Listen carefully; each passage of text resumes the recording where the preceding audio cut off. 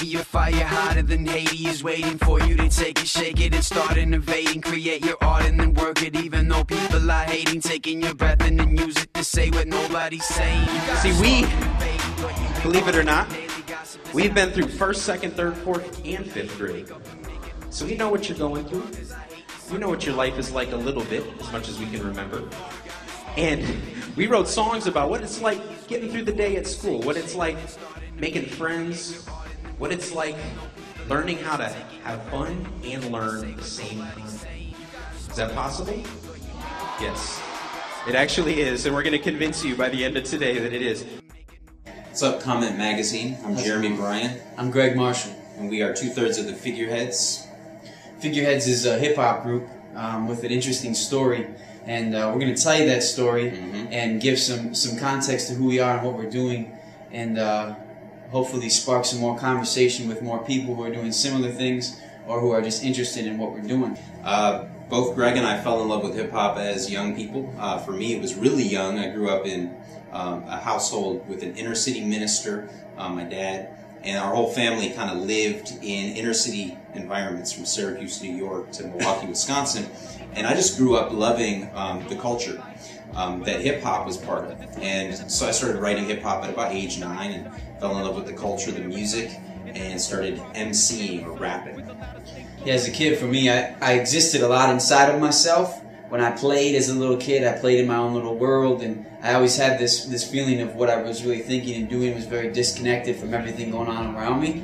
And hip-hop music, when I encountered it fully at about 12 years old, seemed to access that place in me, and it made me feel like wanting to come out of that place, specifically through rapping, dancing, and stuff like that. And so we connected over this common love for hip-hop music and started doing open mics together, creating some music together. We kind of forged our style and started dreaming about what hip-hop could be beyond just us on stage in the spotlight.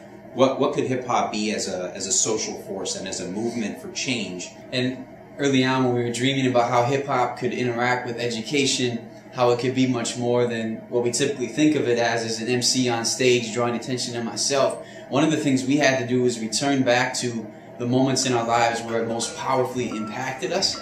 How do we create those moments with our music for other youth? And then we launched into basically everything that we talked about for those years that we were getting to know each other started to take shape. And we started working with youth. I did an after-school program where I was working with youth in transitional housing situations. Just they had no sense of control in their lives, and so I spent a year with them developing rhythms in our relationship. So they'd come in, have snack, reading time, hangout time, outside time, homework time, but all of it was connected through rhythm.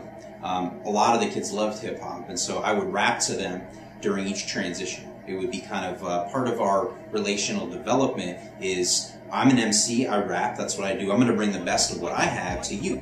And there was so many powerful transformational moments within that I was like, we gotta make music for this age group. At the exact same time, I was working as an in-home therapist for kids who have autism and doing the same things, using music to connect with kids who were completely nonverbal, never made eye contact with people. People were just kind of like objects in the room that they'd bump into. Kids with, whether it be autism, Asperger's, or any kind of developmental disability or delay. And I found that through music, I was able to not only engage kids, but to help them even begin using language through singing, through rapping.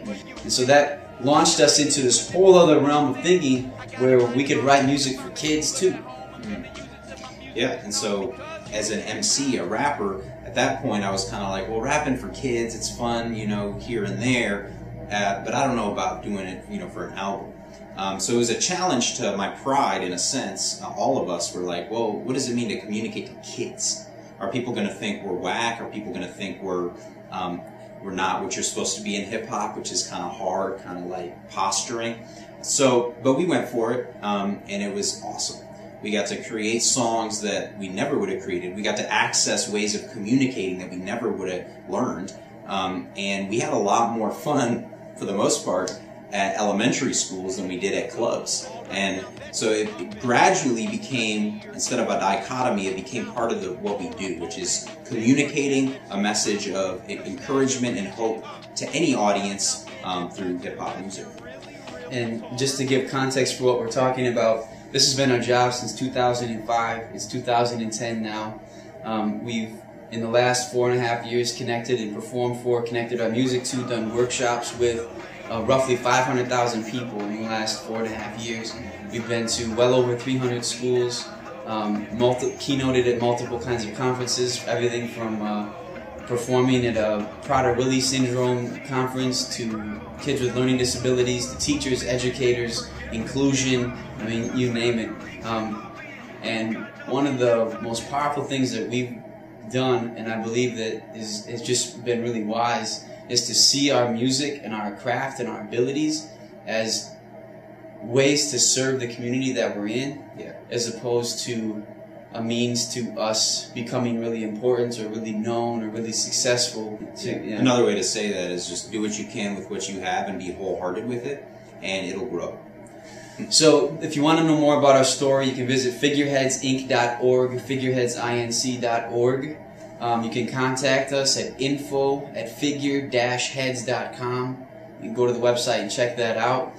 We love dialogue, so if you're watching this and you're interested in learning more about what we do, please contact us. If you're listening to what we're saying and you have ideas, like Jeremy said, you have a view of what we're doing from a different perspective or language to wrap around it that would help us, please share it. Anything else you can share?